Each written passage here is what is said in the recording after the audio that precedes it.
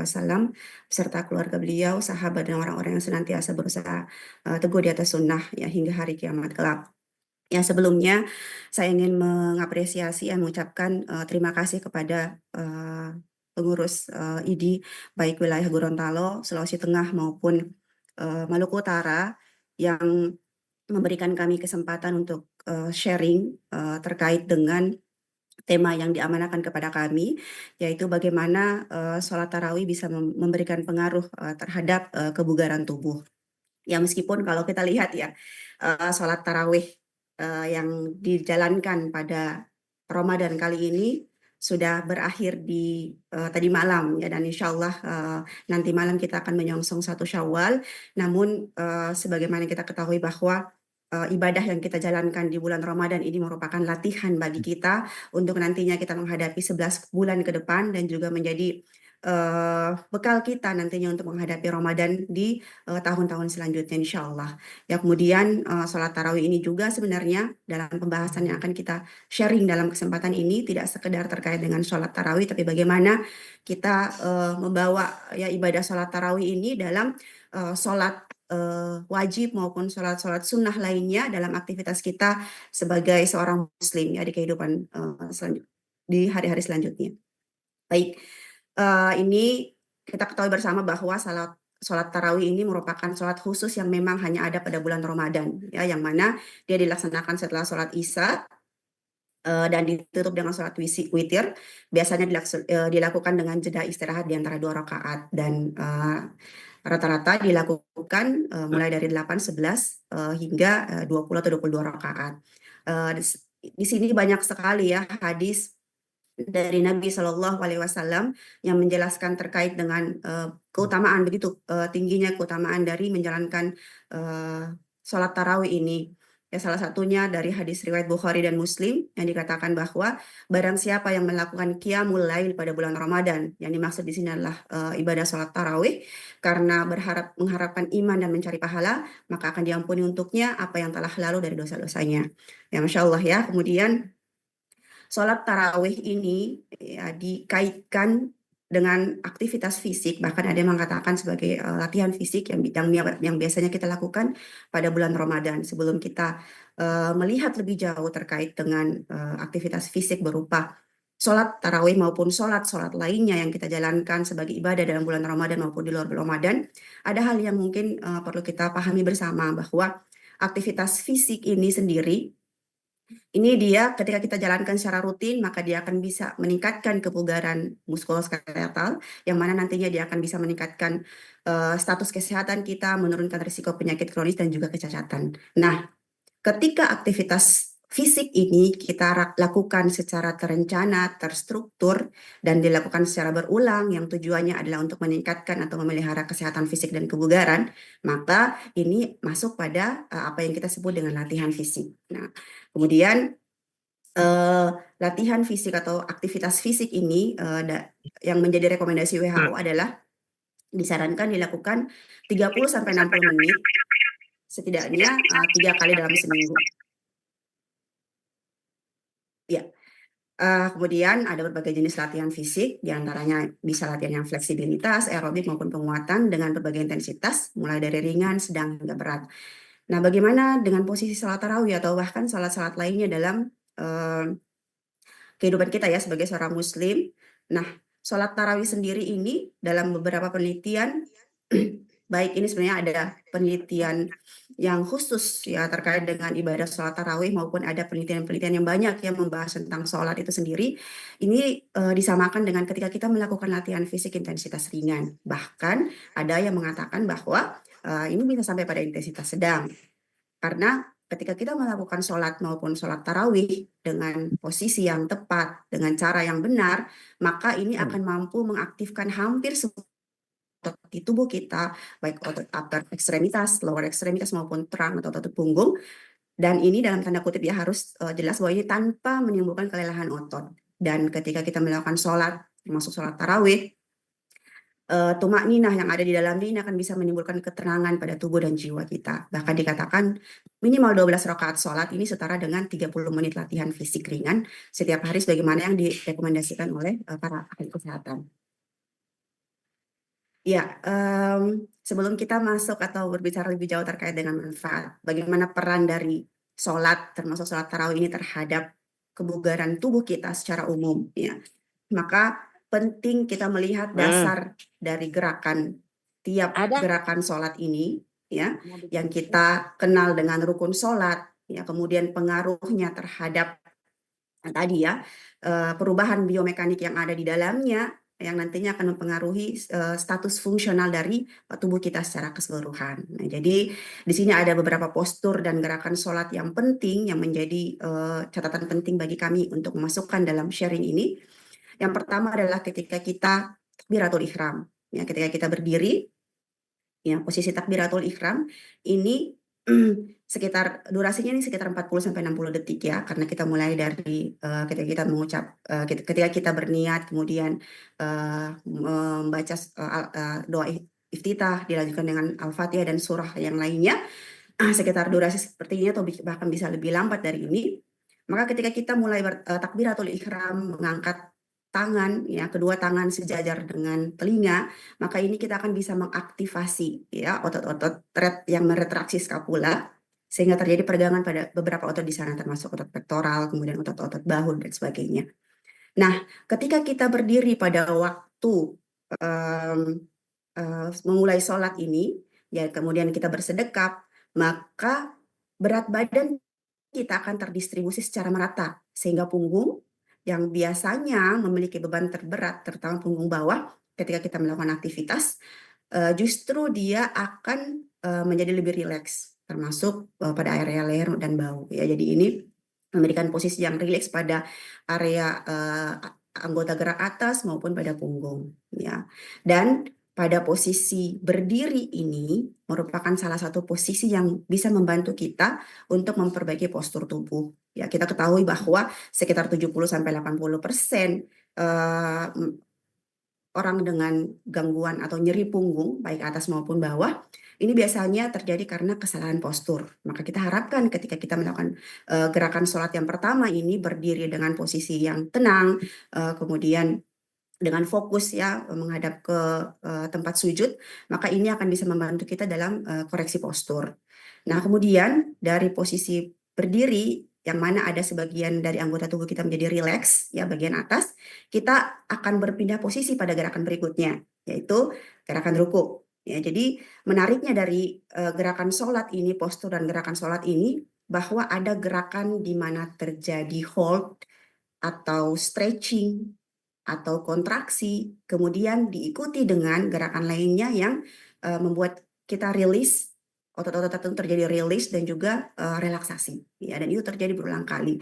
Yang mana ini nih nantinya sudah saya sampaikan di depan akan mempengaruhi kondisi muskuloskeletal kita dan bahkan sistem tubuh kita secara umum. Nah, kita masuk pada ruku ini tadi ya. Jadi pada waktu kita ruku dari posisi berdiri, nah ketika ruku ini sekitar 10 sampai 15 detik, kita punggung kita atau tulang belakang kita akan fleksi atau bending ke depan. Nah, posisi yang dianjurkan oleh Nabi Shallallahu Alaihi Wasallam adalah posisi 90 derajat. Bahkan dikatakan dalam riwayat, ketika kita menaruh air yang berisi gelas di atas punggung seseorang ketika dia ruku, maka harusnya ya air tersebut tidak akan bergerak ya saking stabilnya dengan posisi datar seperti itu.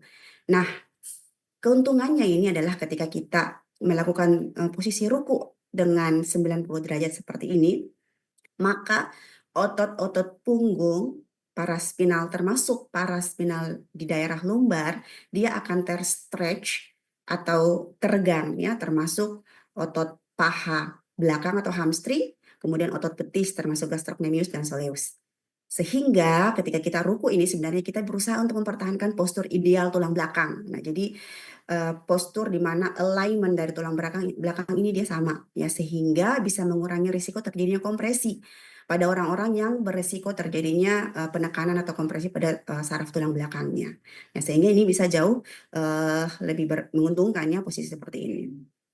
Selanjutnya adalah posisi sujud. Sebenarnya tadi sebelum kita memasuki posisi sujud, ada posisi yang kita namakan i'tidal ya, ketika kita bangkit dari ruku menuju ke posisi i'tidal. Nah, posisi ini sama seperti ketika kita melakukan gerakan posisi takbiratul ihram pertama kali berdiri, yang tadi ketika dalam posisi ruku ada otot-otot tertentu yang terstretch, kita menghold atau menahan atau mengkontraksikan secara isometrik bagian atau otot-otot tertentu, maka pada posisi ketika kita bangkit dari ruku ini, ya ada fase di mana terjadi relaksasi kembali, ya seperti itu. Kemudian berikutnya kita masuk pada posisi sujudnya. Sujud ini sekitar 10-15 detik. Bahkan Nabi SAW itu menganjurkan kita untuk bahkan memperlama sujud, bukan saja pada sujud terakhir, tapi setiap sujud yang memperlama dengan bacaan doa dan sebagainya. Ya, karena sujud ini merupakan posisi yang paling baik ya pada biomekanik tubuh kita. Di situ ya dikatakan bahwa ya kurang lebih sekitar kalau tidak salah 7 anggota tubuh kita harus menyentuh lantai. Dan pada waktu bersamaan ini maka akan terjadi aktivasi pada otot leher. Jadi kepala kita berada pada posisi yang midline ya, di garis tengah tubuh, sehingga terjadi aktivasi dari otot-otot di leher, tulang punggung atas maupun otot bahu. Kemudian kedua tangan kita menopang berat badan, dan di sini terjadi stretching juga pada jari kaki kita untuk menahan beban, dan punggung kita ya berada pada posisi 135 derajat, yang mana pada posisi seperti ini akan mengaktifasi otot inti ya, dikatakan otot atau core muscles.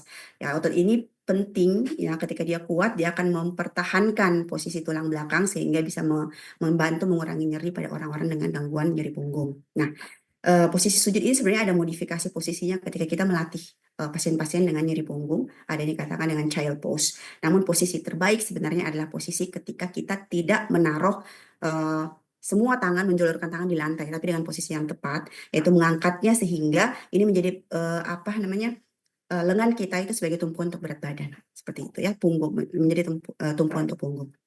Nah, berikutnya adalah kita masuk pada biomekanik dari ketika kita duduk, baik duduk iftirasi maupun ketika kita tahiyat awal maupun tahiyat akhir, ini sekitar 30-60 detik. Nah, pada posisi ini ada otot-otot yang terstretch, ada juga yang mengalami rileks yang saya sebutkan tadi. Ketika sujud, posisi tulang punggung kita akan mengalami stretch. Ya, ketika kita bangkit dari sujud dan berada pada posisi duduk, maka ini akan terjadi rilis pada otot-otot yang ada pada tulang punggung kita. Ya, sehingga pada posisi duduk ini, maka postur lower back kita ini akan membaik dan juga terjadi penguatan pada core muscles.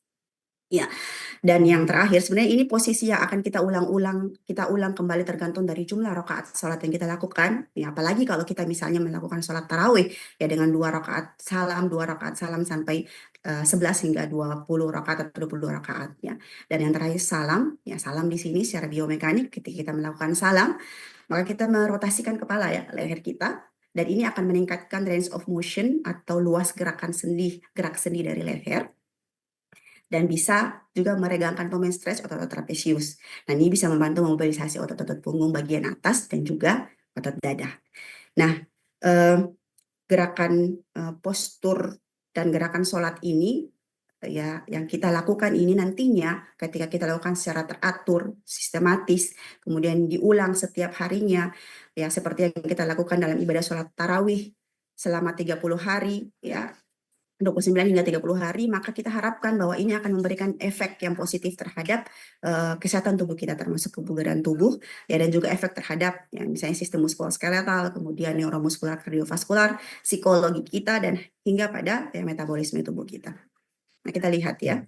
Nah, di sini ada beberapa sebenarnya manfaat sholat tarawih, termasuk sebenarnya sholat dan sholat tarawih ya.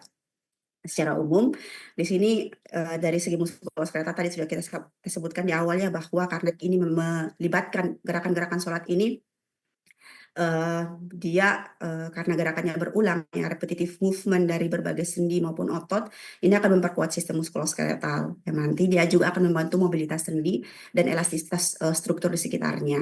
Nah, ini bisa melindungi kita dari kemungkinan terjadinya misalnya artritis yang lebih awal, ya, kemudian mengurangi nyeri punggung dan masalah diskus. Kemudian dari segi neuromuskular dan kardiovaskular, kita tahu bahwa gerakan dari sholat ini, perpindahan gerakan dari posisi berdiri, vertikal, kemudian posisi yang lain, perubahan posisi ini dia akan bisa merangsang berbagai sistem neuromuskular kita, sistem visual, vestibular, somatosensori, kemudian proprioceptif kita, semua itu dirangsang sehingga nantinya ini juga akan bisa menjaga keseimbangan dan koordinasi kita. Ya, luar biasa. Ini sudah ada penelitiannya ya. Ya, diteliti kepada orang-orang yang menjalankan sholat ya secara rutin dan yang tidak menjalankan sholat secara rutin. Nah, ini sangat terjadi perbedaan yang signifikan dalam keseimbangan koordinasi. Nah, satu gerakan yang penting dalam sholat ini adalah sujud. Ya, di sini ketika sujud, ya satu-satunya gerakan di mana posisi kepala kita berada pada posisi yang lebih rendah dari jantung. Ya, di sini posisi tersebut sangat menguntungkan yang menyebabkan terjadi peningkatan suplai darah kita ke otak. Ya, kemudian ini juga bisa mengurangi kemungkinan kita mengalami sakit kepala, juga bisa meningkatkan daya ingat, konsentrasi, dan juga fungsi kognitif. Ya, ada beberapa manfaat sholat tarawih yang lainnya, misalnya ini dia tadi ya, bahwa sholat ini dia bisa memberikan efek psikologi. Ya, jadi ketika kita sholat memulai berdiri, dimulai dengan niat kita ya semata untuk mengharap ridho Allah, atau kita berniat karena menjalankan kewajiban kepada Allah, ataupun misalnya sebagai amalan sunnah, maka dari niat ini kemudian diikuti dengan tumak ninah kita dalam melakukan gerakan-gerakan sholat, ditambah dengan bacaan-bacaan ayat-ayat Al-Quran maupun doa yang kita latunkan ketika kita sholat, maka ini akan memberikan efek psikologis kepada kita. Ya, kemudian ada penelitian yang menunjukkan bahwa sholat tahajud yang dilakukan sebanyak 11 rakaat rutin selama 6 minggu ini bisa menurunkan kadar glukosa dan juga kortisol ya pada pria sehat. Yang mana kita tahu kortisol ini yang berperan pada kecemasan ya, nah seperti itu, stres seseorangnya. Kemudian efek metabolisme. Jadi sebenarnya masih banyak ya manfaat-manfaat yang lain. Jadi salah satunya ini ada penelitian yang mengatakan bahwa kombinasi sholat tarawih dengan kontrol diet yang kita jalankan selama kita berpuasa ini akan meningkatkan kontrol berat badan dan pembakaran kalori. Sekali lagi, ketika sholat tarawih yang kita lakukan itu dilakukan dengan tepat, ya, dengan benar, dan juga dengan tumanina. Nah, pertanyaan selanjutnya adalah apakah semua posisi yang kita lakukan pada gerakan sholat, termasuk ketika kita melakukan sholat tarawih sebanyak jumlah rakaat tertentu ini aman bagi semua kelompok usia dan semua orang? Ya, maka sebenarnya yang kami jelaskan di awal tadi itu adalah pada mereka, pada dewasa sehat ya, dewasa sehat ya tanpa ada komplikasi penyakit kronis maupun kondisi-kondisi tertentu yang tidak membolehkan seseorang itu untuk melakukan sholat dalam posisi yang normal ya, posisi berdiri dan sebagainya hingga salam tadi. Nah, bahkan Nabi pun ya, bahkan kita ketahui bahwa banyak riwayat menyebutkan ketika kita berada dalam kondisi yang tidak memungkinkan, maka kita dibolehkan untuk melakukan ibadah sholat tidak dalam posisi yang seharusnya, ya, itu dibolehkan. Ya. Begitu pula dengan kondisi-kondisi tertentu, ya, misalnya pada pasien-pasien yang ada peningkatan tekanan intrakranial yang akan lebih tinggi ketika kita melakukan gerakan sujud misalnya, maka kondisi-kondisi akut yang dialami oleh pasien tersebut, maka kita tidak menyarankan untuk melakukan sholat dalam posisi ya normalnya ya seperti itu. Kemudian misalnya pada orang-orang atau pasien dengan genu-valgum ya, kondisi lututnya yang seperti terkunci ya, atau pada skoliosis yang berat ya, ketika dia duduk tahiyat ya seperti ini, duduk sholat seperti ini, maka ini akan memperberat kondisinya, nyeri punggungnya ya dan sebagainya, sehingga disarankan untuk memodifikasi gerakan sebagaimana dicontohkan oleh Rasulullah SAW dan para sahabat. Ya, jadi ini sebagai tips dari kami agar sholat tarawih ini bisa meningkatkan kebugaran tubuh. Sekali lagi bahwa sebenarnya inti dari sholat apapun itu, sholat wajib maupun sholat sunnah, termasuk sholat tarawih yang kita jalankan selama bulan Ramadan, ya ini harusnya kita kembalikan kepada niat awalnya ya, bahwa semua kan kembali tergantung pada niat. Jadi niat utama kita itu sebenarnya bukan untuk mencari kebugaran tubuh, ya, tapi niat kita semata karena kita ingin menjalankan ibadah kepada Allah. Ya, dan kebugaran tubuh yang kita dapatkan dari efek melakukan ibadah tersebut, sholat dengan repetitif yang berulang kali, ya dengan posisi yang tepat, kita anggap sebagai bonus ya karena kita menjalankan perintah Allah tersebut ya. Nah, di sini ada beberapa hal yang mungkin perlu kita perhatikan. Yang pertama ya adalah kita perlu mengetahui dan memperhatikan gerakan dan postur yang tepat ketika kita melakukan rukun sholat. Ya, mulai dari kita takbiratul ihram sampai kita salam, ya gerakan berulang itu ya harus benar-benar mencontoh apa yang sudah dijalani oleh Rasulullah SAW dan para sahabatnya ya generasi terdahulu ya sehingga gerakan-gerakan yang tepat inilah yang sebenarnya bisa membantu kita untuk meningkatkan kebugaran tubuh. Yang kedua adalah pentingnya kita untuk tumaknina dalam sholat. Ya, kalau kita lihat ya kebiasaan sholat taraweh di negeri kita ini karena saking ingin mengejarnya jumlah rakaat ya karena ingin 20 atau 22 rakaat ya sehingga sayang sekali ya ada di beberapa masjid itu yang mereka justru menggunakan kecepatan tingkat tinggi untuk cepat menyelesaikan ibadah sholat taraweh. Ya, dan apa yang mereka dapatkan justru ketika gerakan tersebut, ya gerakan pada waktu melakukan sholat taraweh justru tidak tumak nina, ya tidak dengan gerakan yang tepat, maka ini justru akan meningkatkan risiko terjadinya cedera muskuloskeletal. Ya, secara apa ya? Secara biomekanik ya maka ini tidak menguntungkan ya seperti itu ya dan maka diharapkan ketika kita menjalankan sholat termasuk sholat tarawih ataupun sholat sunnah dan sholat wajib yang lainnya ya maka pentingnya untuk tumak nina dalam setiap gerakan sholat ya karena dalam tumak nina ini yang tadi kami sudah sampaikan ada setiap gerakan itu ada fase ada durasi waktunya. Durasi ini merupakan durasi di mana kita melatih otot-otot kita mengaktifasi otot-otot tertentu dan dibiarkan otot tersebut berkontraksi dalam durasi tersebut sehingga nantinya kita harapkan akan terjadi peningkatan kekuatan otot ya, sehingga efeknya nanti akan lebih terasa.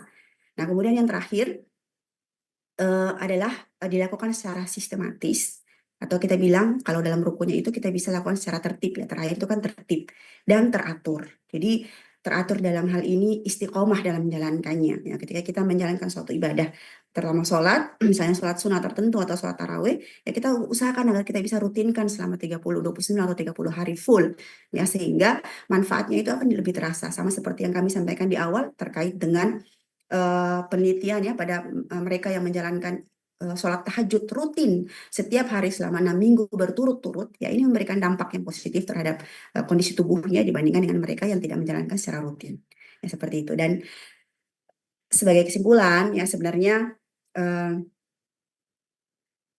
aktivitas dari otot dan gerakan kita selama melakukan sholat termasuk sholat tarawih mungkin tidak sebanyak ketika kita melakukan latihan dinamis latihan fisik yang bersifat dinamis lainnya misalnya kita lari dengan durasi waktu tertentu dengan intensitas tertentu atau ketika kita bersepeda namun menjadi catatan di sini bahwa karena ketika kita melakukan sholat tarawih dengan jumlah rakaat tertentu misalnya sekitar 8 sampai 20 atau 22 rakaat dengan repetitive movement secara porsi yang tepat, maka ini diyakini bisa membantu meningkatkan kekuatan dan daya tahan otot maupun daya tahan tubuh kita, meningkatkan fleksibilitas sendi dan juga cadangan kardiovaskular yang mananya nanti kita harapkan bahwa gerakan dari sholat taraweh ini akan menjadikan aktivitas fisik yang bisa memberikan efek positif terhadap kebugaran fisik. Ya, saya rasa ini yang bisa saya sampaikan terkait dengan bagaimana peran dari sholat tarawih dan sebenarnya sholat secara keseluruhan ya dalam memberikan kebugaran pada tubuh kita dan mudah-mudahan sedikit sharing yang kami berikan ini bisa memberikan manfaat terutama bagi kami pribadi dan juga bagi para peserta yang hadir dalam kajian Ramadan hari ini. Terima kasih. Wabillahi taufiq wal hidayah. Wassalamualaikum warahmatullahi wabarakatuh.